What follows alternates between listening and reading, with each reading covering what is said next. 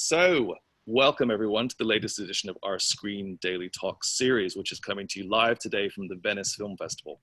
Venice, of course, is the first major festival that was able to hold a physical event in the wake of the COVID-19 pandemic this year. And along with our guests today, we're going to discuss what it's been like attending the festival in person, what's the mood like amongst industry delegates who are here, and how is the program shaping up so far.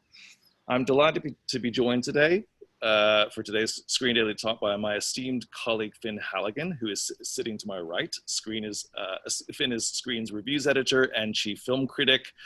Finn and I have been living in a Screen bubble for a week, sharing a flat with two other colleagues. That's all worked quite well with social distancing and an apartment full of hand sanitizer. Wouldn't you agree, Finn? Exactly.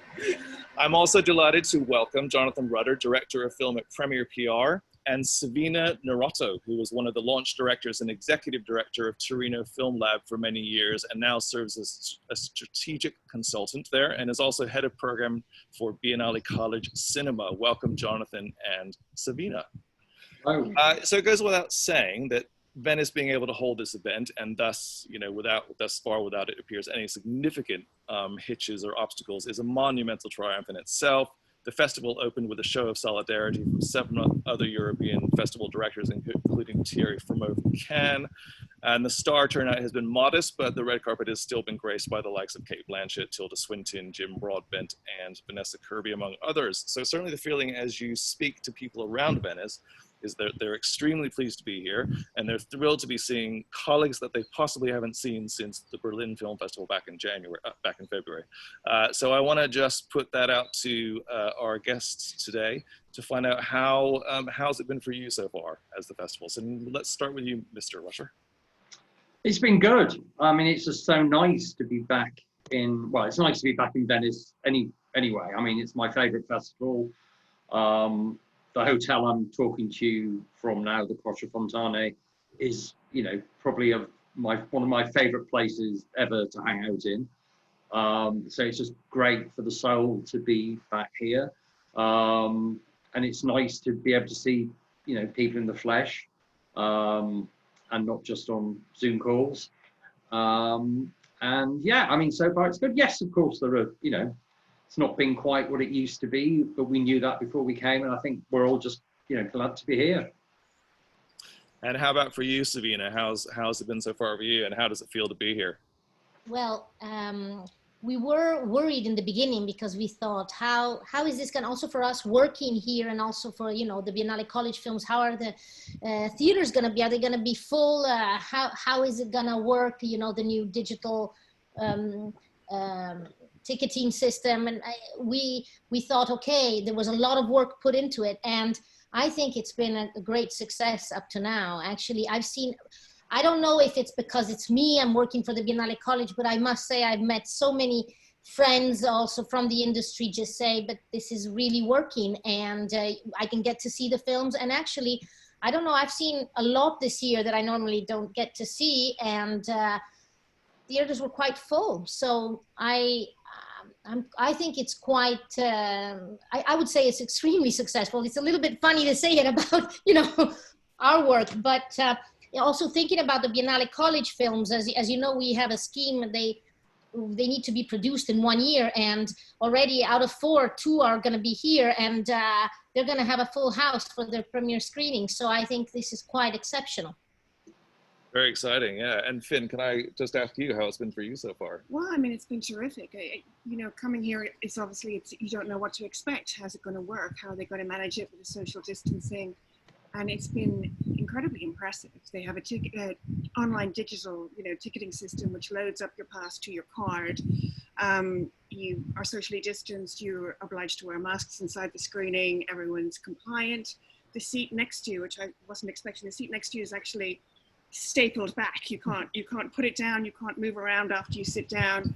And I just think it's been an incredible achievement by Venice, because when you come here and you walk through it for the first time, you realize it's not just the mask wearing or the social distancing. It's the fact that they have to do a temperature check for you when you come into the area. And once you go through the temperature check, you then have to go through a security check. So we have the security issues that we've had for the last few years, plus the pandemic. And everyone has been so friendly and happy to be back. It might sound like it's a bit strange, but actually it's been really lovely. Obviously not as many people here as there have been in the past, but really lovely. Yeah, I think Alberto Barbera said in an interview today that it's 50% of the delegate level compared to last year when it was 12,000. So it's 6,000 this year, and it for sure feels quieter. I mean, much quieter than it has previously, but it's still great to see that as many people who did, were able to come. I mean, that's especially if you take out the presence of the Americans, that being able to come in greater numbers this year. So I think it's a great turnout. I also just want to add, because I forgot to say this in my intro, but anyone who is listening who would like to ask a question, could you please ask that in the Q&A channel rather than the chat? And my colleague Orlando Parfit will be monitoring the Q&A, and we'll be getting to some questions from you later on in the session. So I just wanted to find out, Jonathan, from you, how is it navigating the various, you're representing a number of films here in a publicity basis. There's a number of titles. You have a number of different, talent who are coming here to support their films. How has that been from your perspective? I mean, both in terms of, I guess, the interest level, the number of people here who are available to do interviews, but also any challenge that you had around getting talent to come out here. What's that situation been like? Well, I mean, I wouldn't say there've been any great challenges getting people here beyond. I mean, some said from the outset that they couldn't come. I mean, it's particularly tricky getting people in from the US. So for a couple of our titles here, I mean, I've just this afternoon been to the Zoom press conference for Regina King's One Night in Miami, in which she, the scriptwriter, and the 4 actors who played the key roles in the film all zoomed in from, well, one of the actors from the UK and everybody else from various parts of the US. And it went very well. I mean, they couldn't come in. We've got Nomadland at the end of the week, and we have neither star nor director coming in for that. But other films, we've had directors and casts here, and I mean, one of the directors did have a bit of an arduous journey. He flew in, the director called Roderick Mackay flew in from Perth. He came in 2 weeks before the festival started, quarantined in Rome for 2 weeks, and then took a train up to Venice. And obviously, even coming in from Australia at the best of times is an arduous journey, but obviously doing it that way made matters even worse. Otherwise, it's very much as normal in so many respects. I mean, we have a lot of films, but we have the directors in, we have the casts in. For the Duke, we had Jim Broadbent, as well as director Roger Michelle and Nikki Bentham, the producer. We didn't have Helen Mirren. Again, she's US based. A lot of our other films are from this side of the Atlantic, and people have got themselves here one way or another. So in terms of, I mean, I guess the big difference for us is that what we don't have this year compared to previous years is that sort of big, studio title with, 10 people coming in. Last year we had James Gray's Ad Astra with Brad Pitt in town. The previous year we had The Favourite with all of the cast, most of the cast here. So those sort of, I mean, I guess that's the big difference this year. There aren't those type of films with that volume of people in tow. So, and then press-wise, I reckon, I mean, it was interesting to read that Barbera interview where he said, accreditations were down 50%.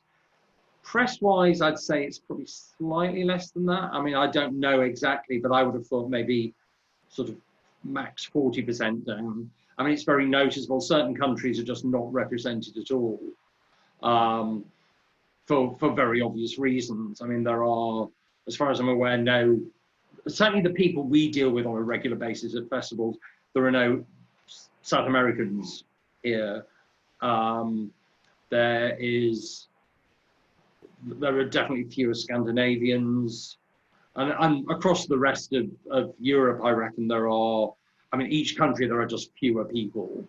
Interestingly, the UK is pretty well represented. Most of the key UK critics are here, certainly the ones who normally attend.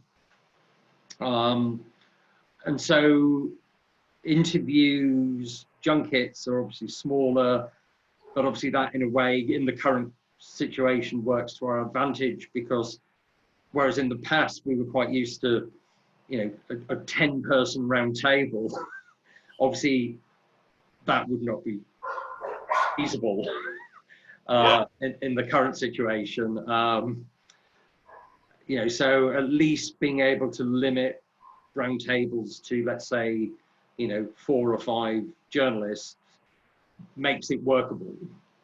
Yeah, I'm sure the journalists are very happy about that as well. The ones who I'm sure they are. I mean, if a lot of, you know, if there had been a big star and a lot of press had come in, then obviously all we would have had to do is, well, what we would have had to do is turn down a lot more people for interviews.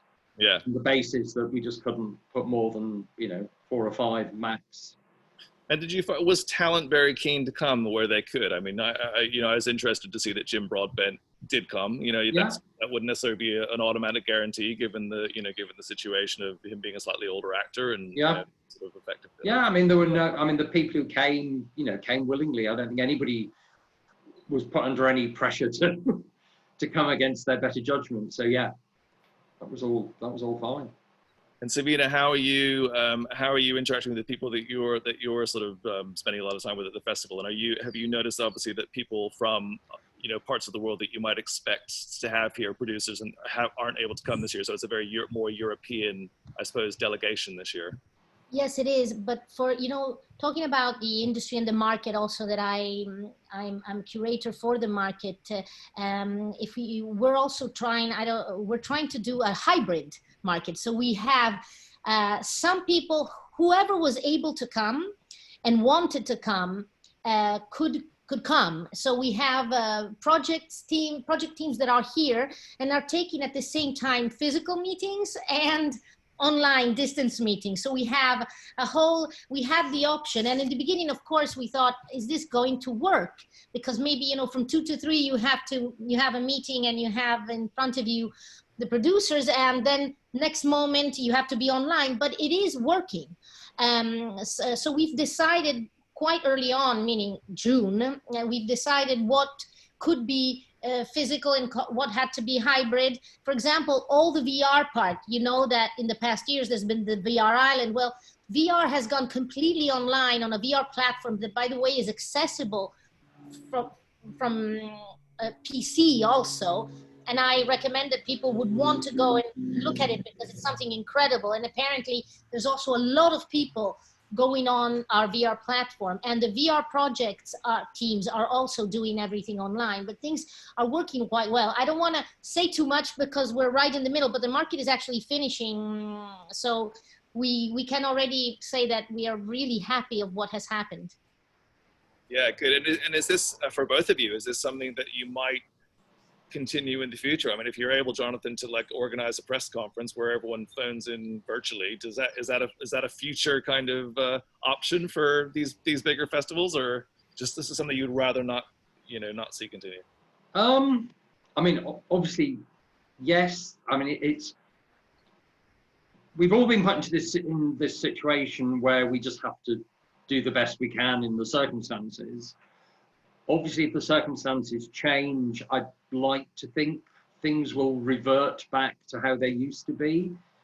I suspect that won't be the case because people will realize that, you can do it this way, and, to some extent, you can do it effectively this way.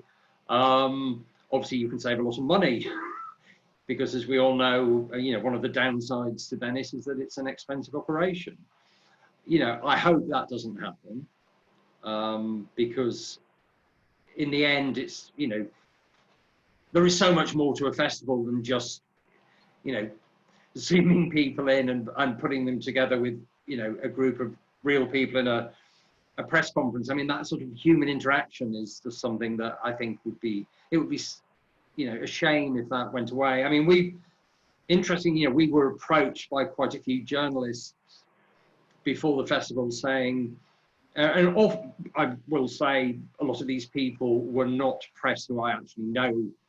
They were just, you know, people, random journalists getting in touch saying, oh, I'm not going to Venice, so could you send me some links? And it was like, well, no, other people are going to Venice. We need to support the people who are going and actually acknowledge that they're making the effort to go, spending the money to go, you know, I dare say, you know, putting their health at risk. I mean, not even thinking about being particularly vulnerable, but obviously there is a risk while we're all here that something could go wrong. And I just think we have to try and support, you know, Alberto Barbera's made this, you know, put a massive amount of effort into making this a live event. And I think we all have to try and support it as a live event. So I sort of hope that there isn't too much of a drift in the future towards doing things remotely when we don't need to. On the other hand, if that is the only way to make something work, then of course we have to go with it. Yeah.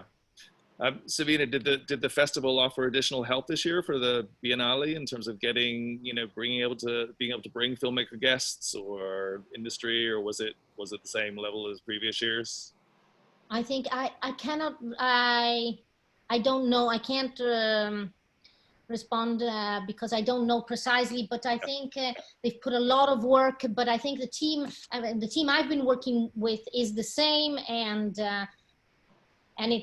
they're all pretty, I must say, pretty cool, pretty relaxed. They were also quite happy. So that means that it wasn't, I would say, I remember coming here a couple of days before the festival started and going to say hello to all, you know, all the staff, all the people working for the Biennale, and also in the areas where I work. And everybody was really saying, we're going to succeed.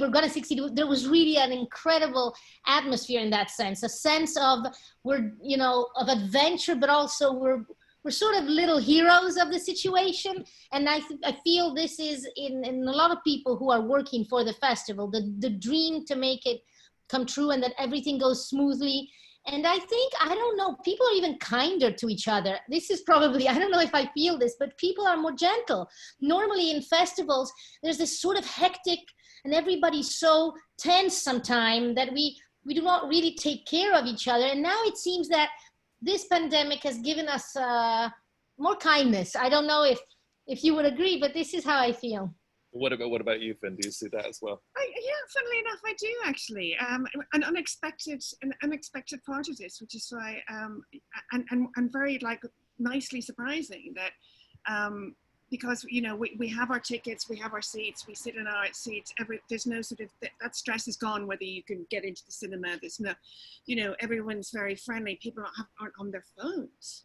You know, they're not on their phones in the cinema. They're not talking to each other in the cinema, and everyone's just, there's much more. I wouldn't say it's a relaxed, like, oh, we're all, you know, but it's a gentler, kinder air, and I think everybody feels appreciative and just happy to be here, happy to get the business rolling again, happy to start up with things, with, you know, talking about films, seeing films together, you know, what we all do. So there's definitely a great atmosphere and an appreciative atmosphere. Yeah. You know?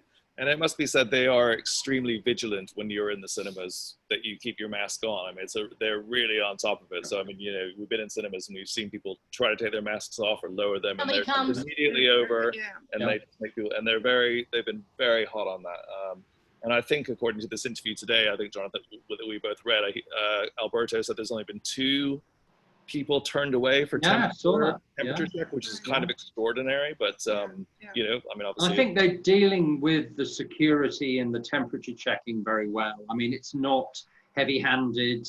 It seems to, I thought there would be massive queues to get into, you know, bits of the festival where you have to go through security barriers and temperature checks and all that, but so far. Well, they had a hiccup on the first or second day, didn't they, where one screening started half an hour late because there was such a big for Quo Vadis Aida and the Almodovar short, and I think they had to start that slightly because there was a big blockade of one of the one of the checks. But apart from that, I haven't heard of anything, and they've been, as you say, it's just operated very smoothly. You know, you get in, you can take your mask on when you're walking around the festival, but anytime you're in a building or you're in the screenings or whatever. Well, you're not supposed to, once you get I mean, you know, I cross over from the Quattrofontane straight into the festival garden, and from that point, they do actually reprimand you if you're not wearing one. Right. Even though it's not actually, you haven't yet gone through, you know, to have your accreditation scan, so you're not within the sort of hardcore centre of the festival, but it's that sort of, you know, outer rim of the of the festival grounds, and they do, even there, they do tell you to put your mask on. Yeah. But it makes you feel very secure, doesn't it? Yeah. Yeah, I absolutely. mean, the only problem I'm finding with the whole mask thing is, you know, we can't, in previous years, you know, with our, you know, if I've got a filming competition, for example, you know, I go to the 8:30 press screening, I get there at 5 past 10 past 8, I go in, I walk around, I see who's in there, you know, chat to people, and we can't do that now. Because, you know, if I want, I mean, I could get into the screening. I mean, usually, obviously, these are films I've already seen. I don't really often have time to sit and watch them again when I'm here. But now what I would have to do is apply for a seat to actually get into the building, which I could do and you know, would be happy to do. But then, of course, what I can't then do is walk around the auditorium, because I'd get somebody to tell me to sit down. And then, of course, you can't really see who's in the room anyway, once you're sort of stuck in one corner of a big theatre. So that's causing some slight problems for us in terms of just recognising who's going in. People are obviously walking into the screening with their masks on. So half the time you're not quite sure who people are. I mean, I was standing at the beginning of a press screening a couple of days ago, and 2 people walked in and waved to me. I waved back. I haven't a clue who they were, but they obviously knew I was, and so I probably would have known who they were if it wasn't for the fact that their faces were hidden. So that's I mean, it's a minor glitch for us, but it just means that we have to send lots of emails to people saying, you know, were you in that screening? Because I didn't see you going in. And we can't, because of data protection, the festival won't give us attendance lists, which, you know, obviously would help us enormously. But, you know, that's... Yeah. One thing that's been good, obviously, is the online booking system's been great. And it did, but I did start getting emails yesterday. So basically, you know, obviously you're because there are so few seats in the cinema, you know, you would need to be canceling your screenings if you don't go. And they've been pretty good about that. I mean, they're not like being heavy-handed, but I mean, you know, I forgot to cancel a couple screenings, and I've now got the Attenzione email, you know, just saying that you know, you need to make sure you do that. But it's a great system, because I think this is the sort of system that if we had this in Cannes, for instance, you know, and you could like just eliminate that kind of crazy 8 a.m. screening queue. I don't know if it would work, but it just feels, I mean, and maybe it's easier to make this work in a cinema where you don't have every seat full. I don't know if it would make any difference, but it's a great system that I would love to see kind of again, and kind of like, you know, translated to other festivals. But don't you think it would be an interesting case study for the rest of the industry once we finish this particular festival, just to drill down into how they did it? I mean, you know, how they planned it, how they, you know, how many screenings per person attending, and, you know, I'd be intrigued to see how it was worked out, because there's no doubt it's a success.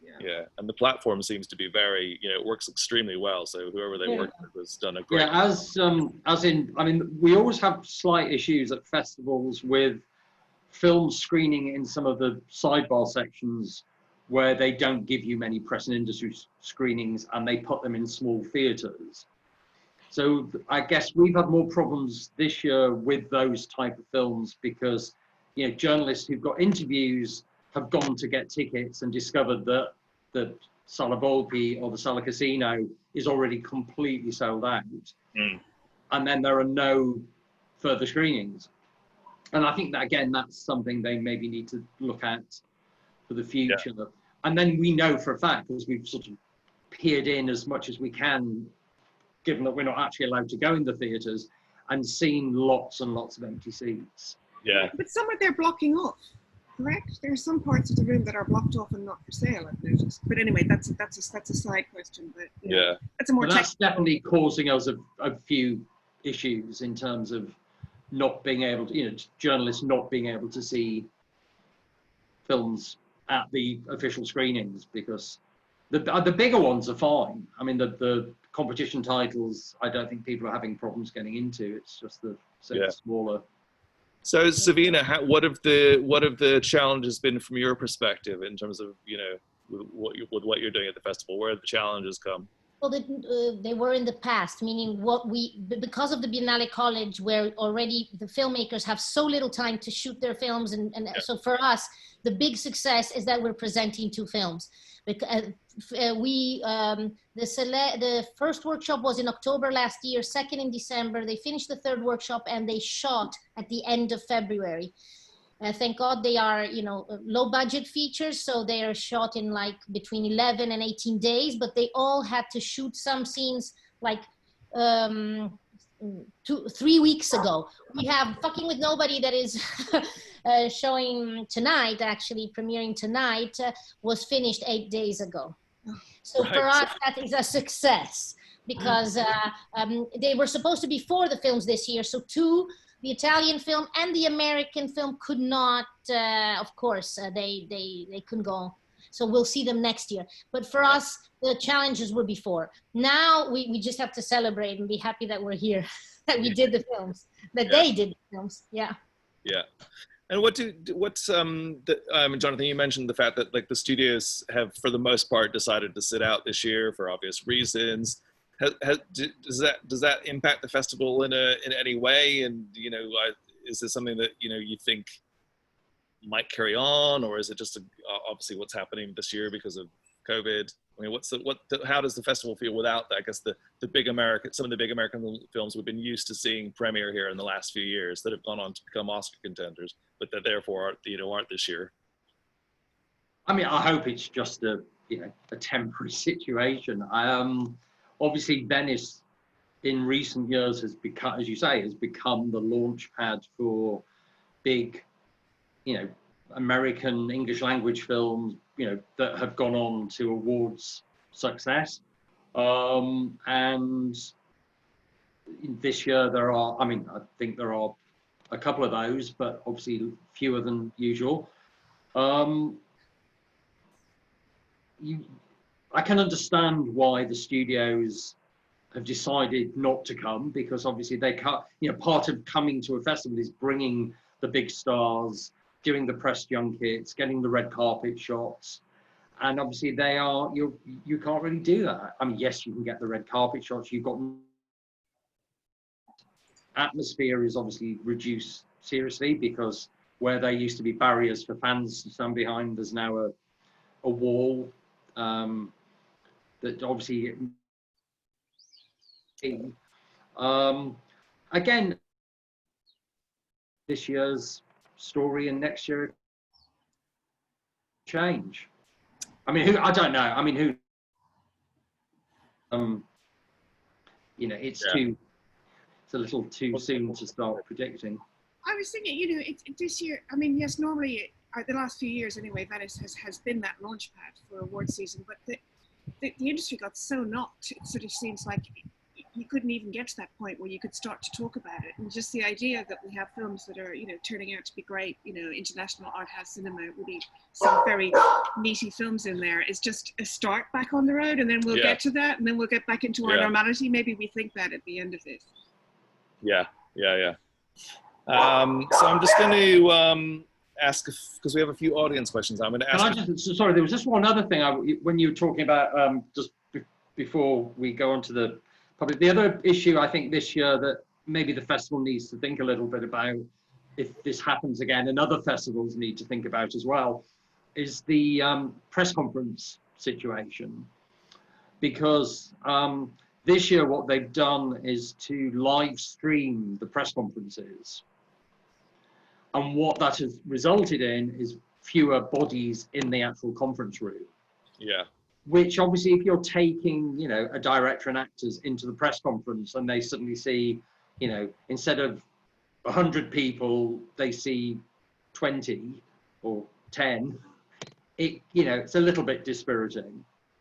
And obviously the people who are watching it but not actually at the conference are not asking questions. So the one I've just been to, the one night in Miami, for which, say, we had Regina King, and on the 4 actors zooming in from the States really well, and but those journalists in the room asked really intelligent questions. But I suspect that other people would have normally been there, but they, you know, the weather today, as you know, has not been great. Whether people were frightened of, you know, being struck by lightning as they walked to the press conference or whatever. But I think what they probably need to do is just have, you know, film the press conference and put it on the website after the event, but don't live stream it. Don't give people an excuse not to actually be in the room. Yeah. But these are the sort of, I guess these are the glitches that only become apparent when you're actually in the middle of the festival and you suddenly realize that, in fact, this isn't quite working. So a couple questions just from the audience. Are you aware, are there many networking events or galas taking place this year? I mean, are there sort of, for instance, at premieres, are there you know, networking receptions afterwards? And a question for Savina. You say you're really happy with how the market has gone this year. What do you think has inspired this positivity? And maybe we'll start with you, Savina, on the market question, and then go to the networking events question. Well, I'm. What inspires my positivity? Why do I say so? No, I just what seems. I said I still want to see, because we're going to have a wrap up tomorrow. But what inspires the positivity is the fact that we've been able to take meetings both in physically and online. Of course, they've been less because, as we say, we have 50% of the people. But still, I believe being able to do something like that, both physical and online, that's what inspires my positivity. The idea of doing a hybrid. As you know, there've been very successful events that have gone totally online in terms of market, and to try and do something that was hybrid, I think was interesting. And so we'll need to evaluate everything, but that's what inspires my positivity. Yeah. And on the industry side, I mean, would you say there's been probably like less receptions this year? But I mean, have you gone to quite a few networking events? And no. The networking events, there's been some that have been happening online, okay. Also, of course. So we've had, of course, very few parties, actually no parties. Some are seated dinners. We have to be careful of that. You know, you can't even have buffet or anything like that. You can't have that. So also in the press conference room, when you're there before, normally you would have something to eat and then the people would go. You can't do that anymore. So there's many restriction in that sense. You can't have those type of events. And honestly, it would be wrong to have them because those are the events that put people in danger. So even to give the possibility would be wrong, you can say. And Jonathan, how has it worked for the films that you're working on? I mean, have they tended to do dinners like rather than sort of receptions or events? Well, I mean, as you know, Venice has never been a big, I mean, certainly not in recent years, has not been a big sort of party festival. And I mean, obviously years ago, yes, people would throw massive, lavish parties in palazzi over in the city, and you know, but those days had long gone before this situation struck. And for the other films, it tends to be, you know, mostly here it's dinners anyway, and that's just the situation this year. We've got, you know, a dinner tomorrow night for, you know, we've got a filming competition early tomorrow evening, and they're coming to one of the restaurants near this hotel for a fairly sort of smallish dinner. That's pretty par for the course for Venice anyway. Yes, I mean, there have been receptions in previous years that are not happening this year, but I don't feel it's that dramatic a change. It's certainly not, I mean, obviously, if this was the difference more, but given that it's never really been the case in Venice anyway, I don't think it's that dramatically different. We have a question from Claudia Landsberger, who just wants to know a bit more about how safe people feel, how well people are keeping their distance, keeping their masks on. and whether, you know, being in a screening room is stressful. I guess that's a good question for you, Finn. I mean, how are you feeling walking around the festival, and do you feel safe? And you know, when you're in a screening room full of people, really, yeah, actually, I do feel really very safe. I mean, it's not great to spend that much time in a mask, especially when you have glasses, because fog. it's quite humid here, and but it's not, it's not wonderful, but it's okay, it's fine, and you do feel safe because, as we mentioned earlier, there are people, when a mask slips, there's someone on it pretty quickly, which was a great surprise when that happened. I was really pleased about that. And yeah, I just sort of feel like I'm in good hands, to be honest. And the films have been solid, good films. You can see why they've been programmed. It's been good to get the buzz going, the conversations with people about the films that you're seeing again, because we've missed that during lockdown, really. There's not that sort of chat, people coming out of a screening and standing and just talking about what they felt, all that's been gone. So and because there's been no huge films here this year as well, a lot of the smaller ones are getting a much bigger chance to stand out and get talked about and things. I think it's going to be beneficial for them. Well, should we talk about a few films so far that have impressed, caught the eye? Well, I really did like Corveda's Aida, just when it's Hispanics film about Sarajevo conflict. It's really a very strong film. I did like that, and there have been other sort of films in the parallel sections. Furnace from Australia, which Jonathan was mentioning earlier, and Shorta from Denmark, which is a genre kind of piece that was quite surprising. But yes, overall, it's been just very interesting selection. Just some really, and then of course the comedy Mandibles. Quentin Dupieux. The giant fly comedy. Which was just terrific, and Vanessa Kirby has had just two very strong roles into This Is a Woman, and from Here On, is it? Piece of Woman and The World to Come. The World to Come, exactly. Which has also gone down very well. And she's just sort of been the woman of the hour, really, Vanessa Kirby, Britain's Vanessa Kirby, just coming into her own there after playing Princess young Princess Margaret in The Crown. She's now the sort of got the plum. There's always every year someone gets a couple of great roles, and that's her. But there's been a lot of great roles for women as well. So, And Jonathan and Savina, what have you seen, or I mean, Jonathan, you've obviously seen everything you worked on, but what's your feedback then? What are you getting the good feedback? I couldn't possibly comment. You have to treat them all as your children, and not give one a. I mean, look, there is a certain film that we're working on. You can probably guess what it is that I think is pretty remarkable. Jonathan, by any chance? Sorry? Is that one that's coming up later in the festival? Coming up later in the festival, yeah. Otherwise, I've only seen one film for pleasure here. Yeah. And to be honest, my viewing at festivals is dictated to, as much as anything, by my own schedule. It's basically whenever I got a free morning, when I can, I can pop in and see something. I mean, just sort of jumping back to your to the question about health and safety.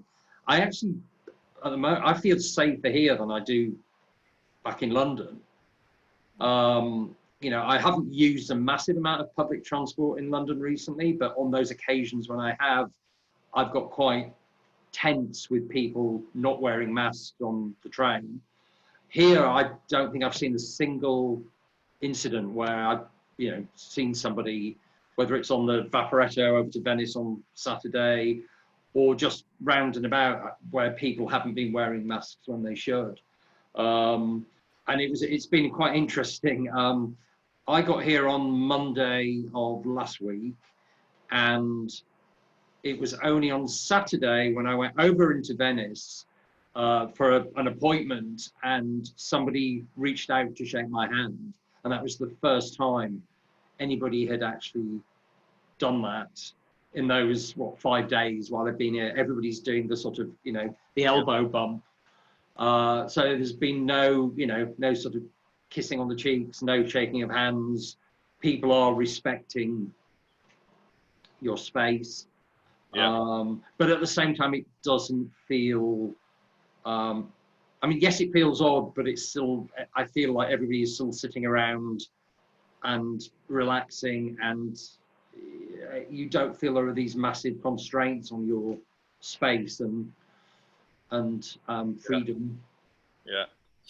What do how do people feel the industry side is going? I mean, you know, obviously mainly it's going to be European buyers, European sellers here.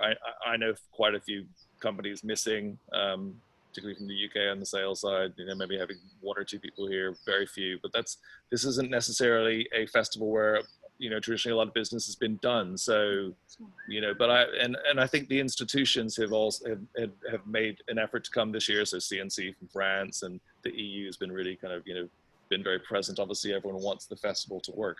But I mean, Savina, do you have a sense of kind of how busy the industry is, or who's calm? You Or... have to ask Pascal on that side, because I really can't answer this question. We'd have to ask Pascal Dio. I would say when I'm talking, I'm only talking about the co-production markets. Yeah. You know, in that side, I'm quite satisfied. I want to see the numbers now. We're gonna take it all in consideration. But while on the other side, I cannot really tell you because I don't know. Yeah. You know, yes. I mean, I've certainly at the Quattro Fontane, the hotel that I'm speaking from now, in the last few years seems to have become the sort of indie sales agent sort of hangout. And certainly over the weekend, there were times when you couldn't get a seat in the garden. It was absolutely packed, and packed. You could see it was packed with a lot of people having meetings. You know, and I recognize sales agents, I recognize distributors and buyers, and so it's obviously there is something going on, and there was certainly something going on, you know, over the weekend. It'll probably ease off considerably now, but there is, you know, it's definitely maybe not as busy and buzzy as previous years, but there is enough. Yeah. Do we? What do we think the takeaways might be for other festivals going forward? I mean, are there any lessons that, for instance, TIFF could use, or any other festivals? I mean, Finn, do you have any sort of thoughts on that? Well, I think we both mentioned it earlier. We would love that ticketing system to become a feature of everyday festival life. No pressure. No, exactly.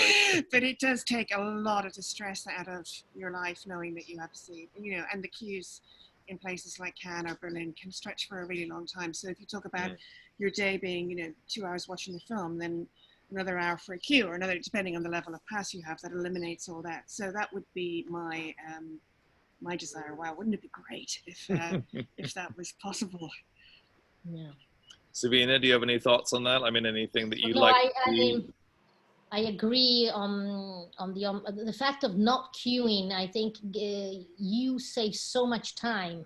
It's incredible. I don't know whether if it would still work with the double, you know, if people that are visiting the festival are the double like it would be in normal years. So, but also the seating would be almost double, because really, I mean, I don't think that changes. You know, you were saying before, does it change because we're not occupying the full room? No, I don't think so. So I think that is a great, and in general, I think the takeaway could be that there is a way to do it. So if there's smaller festivals that want to try and go physical again, also in these months, they can do it. That could be, because I agree with Jonathan. I think that as much as we can, we should try and go back to being here with our bodies and meeting people, and it's great to know that you can go online, and in some cases, and I believe for markets, especially co-production markets, it could be like a way to take more meetings. Maybe we could add a couple of days of market online after having the physical market. There could be thoughts around that, but in general, I think that smaller festivals should try and make it happen. Yeah. Jonathan, do you have any takeaways that you would like to? Yeah, I mean, just some of the points I've raised earlier. I mean, obviously, I know I'm just looking at this obviously from my own professional point of view, but it'd be nice if we were given a little bit more help, as I said earlier, in terms of which press are in the room, you know, allowing us into the room so we can actually, you know, if they're not going to give us a press list, at least let us in so that we can look around and see who's there. You know, helping a bit more maybe with tickets, holding back some of the seats, and the way that, you know, there are festivals where you can, I mean, here is, you know, you can go to the beginning of a screening and sometimes pull journalists out of the queue and get them into the screening if, you know, if we deem them to be important, whether it's for an interview or for a review or whatever. And it's, you know, this situation here this year of knowing that there are empty seats in what on paper looks like a full screening is slightly frustrating. I mean, we've had to resort to links for a lot of films. A few of them we genuinely don't have them. And, you know, obviously a lot of films shouldn't really be watched on a link anyway. But yeah, there's just little things like that if the festival could, you know, I don't know, give us a access all areas pass or something like that allowed us to, yeah, all we want to do is our job. I mean, I'm not asking to be given sort of special access so I can sort of swan around. I just want to be able to get in places and do things. And then the same way, obviously, we've been quite restricted backstage in the press conferences. They are putting limits on the number of people who can actually be in the green room, for example, or, you know, in the sort of photo call area. And sometimes if you've got a large entourage for a film, one publicist is not enough, believe me. And again, this is all just from experience. So it's sort of little things like this that wouldn't take a lot of effort on their part, but would certainly make our lives a lot easier. Yeah. I've got a question for you, Finn. So last year you wrote a very good analysis on the absence of female directors in competition in Venice. Things seem to have improved significantly this year, and all of a sudden Venice is very close to 50-50. Would you like to expand on this? Is this an accidental one-off because of COVID, or a change for good? I think it's right. Apologies for the helicopter going overhead. You should probably hear. It's been going on all day. I'm absolutely delighted. I think we have to wait.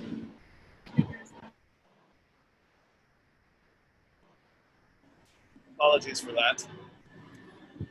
I was absolutely delighted to see the number of female filmmakers in competition in Venice. They had been a sad outlier, to be honest with you. I mean, you know, I have to say I'm happy with Venice about that, and I'm happy to be in Venice. So kind of you know, I forgive them the last few years of not including hardly any female film directors. You know, the record was quite dismal, but this year they have really stepped up the plate. And it's not just female filmmakers; it's also films by men with very strong female roles. So I think when we get to the end of this festival and we look at say Nomadland, by the time we get to the end, Nomadland is still to come, and we still have quite a few films in the bag. We're kind of halfway through. Yeah, halfway through almost. That it's the strength of female roles, and not just, you know, ingenues, but older women. Like, for example, Corveda's Ida, you know, she's an older mother, and, you know, and in Nomadland, an older woman, and just like really strong representation from all sides. So, you know, yes, absolutely. So very encouraging this year. Yeah. Really. And what about, are there any films that we think will break out, as it were, from Venice? I mean, are there any films that will have do you think, a successful art house theatrical journey, or any on your list that you think particularly have strong chances in the art house sphere? I certainly would have said Mandible of Black Comedy, which I think is sold very well, is bound to be cropping up, you know, before the end of the year. I'm just wondering how quickly people are going to try and put things out, actually, now that we've seen them. You know, that's an unanswered question. I think Corveda's Ida, you know, we have things coming up that I have strong hopes for, and a lot of smaller little films as well. The buzz will start to rise, sales will start to trickle in, but yeah, definitely. Because the market's also been very keen to have been waiting. Yeah, been waiting for films. We haven't got everything that maybe we could have had. Perhaps I think Venice didn't get every title it could have had, and you know, some things are holding over to next year. But there's more than enough in here to keep, you know, art house programmers and festival programmers and also streamers in with interesting serious cinema. Yes, good. Well, we're all very happy to be in this space again, aren't we? So I think we're going to wrap it there. Like, Jonathan and Savina, do you have any final comments you'd like to share before we bid farewell this nice Venice evening? No, I think my comment is just I'm glad it's happening. I think the festival have done a great job in making it happen in these strange circumstances that we just have to adapt ourselves to. That yes, there have been glitches, nothing major. And I hope that other festivals take a look at what Venice have done and realize that they could probably do it too. Learn from the mistakes, the comments, you know, that as I said, I do think there are a few things here that could be improved. And I'd love, you know, if, I don't know, Berlin, Cannes want to start, I think they should be talking to us all and getting feedback from us all as, you know, about what works and what doesn't work. But I think, you know, it's just great to be here and, you know, to be doing our jobs again, and, you know, jobs that we love doing, and, you know, and being around people we like to be around. It's, you know, it's been great, and, you know, let's hope it happens again very soon. Absolutely. And Savina, any last words from you? Well, I would say no. Happy we made it happen, and to all of the other festivals, make it happen. You know, that's what I would suggest. Absolutely, absolutely. And probably a big thanks to the people at Venice who've probably been working like Completely. crazy to get this together. Completely, you know, 100%. Imagine how much effort has gone into this. Yeah, no, congratulations to the entire Venice Film Festival team, because you've really pulled it off this year, and we're all very impressed and delighted to be here, even with helicopters flying overhead. So let me just say thank you very much to my guests, Jonathan, Savina, and Finn, and also thanks to the helicopter that's just come in to spoil my final moments. Thank you all of you who watched today. This will be available, as the ScreenDaily Talks always are, on ScreenDaily.com from tomorrow. Please keep in contact on that with any other talks you'd like to see in the future, and we will announce the next one very soon. But for now, it just leaves me to say thank you very much to everybody. Have a great evening, and enjoy your evening wherever you are if you're not in Venice. But thanks for joining us today. All right, and thanks, Jonathan and Savina. Thank you. Thank you. Ciao. Ciao. Ciao. Ciao. Bye. Bye. Ciao.